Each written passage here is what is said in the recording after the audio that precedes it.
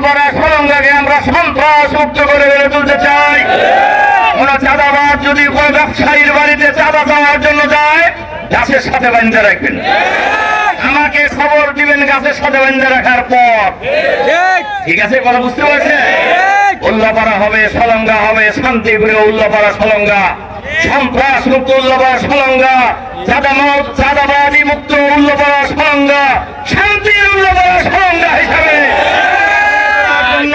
কৃষক, শ্রমিক, রিক্সাওয়ালা, ঠেলাওয়ালা, মেহনতি মানুষকে সাথে নিয়ে ঐক্যবদ্ধ চেষ্টা চালিয়ে যাব। যেখানেই বাধা আসবে সেখানেই প্রতিরোধ করে দেওয়া হবে।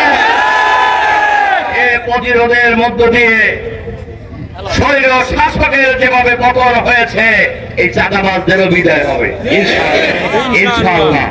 এরপরে আমরা আগেও বলেছি, এবারের ঘটনায় কোথাও ঘটনা ঘটলেই অমুসলিমদের বাড়িঘরে আক্রমণ হয়, মন্দিরে আক্রমণ হয়। কারা করে এটা প্রমাণ আগে আছে, এবার তাদেরকে করতে দেওয়া হয় নাই। আমার কথা কি বুঝছেন? কারা করে এটা সবাই জানে, এই স্বৈর শাসকের লোকেরাই করে। বহু অসংখ্য ডকুমেন্ট আমাদের হাতে আছে। এবার জামাতের পক্ষ থেকে আমরা শুরুতেই ঘোষণা দিয়ে দিয়েছিলাম, অমুসলিমদের মন্দির পাহারার দায়িত্ব জামাত শিবিরের নেতা কর্মীদের, তাদের বাড়িঘর পাহারা দেওয়ার দায়িত্ব জামাত শিবিরের নেতা কর্মীদের, তাদের পাহারা দেওয়ার দায়িত্ব এই দেশের জনগণের, ব্যবসায়ীদের পাহারা দেওয়ার দায়িত্ব দেশের জনগণের। জামাত শিবিরের কর্মীদেরকে আমরা সেই নির্দেশ দিয়েছিলাম এবং আপনারা জানেন সেই নির্দেশ আমাদের ভাইরা পালন করেছেন। এমনকি থানা যখন আরক্ষিত, সিরাজগঞ্জের এসপি সাহেব আমাকে ফোন করলেন যে খান সাহেব, উল্লাপাড়া আপনার লোকেরা যদি ওখানে অবস্থান নেয় তাহলে পুলিশ থাকবে, না হলে পুলিশ থাকতে চাচ্ছে না।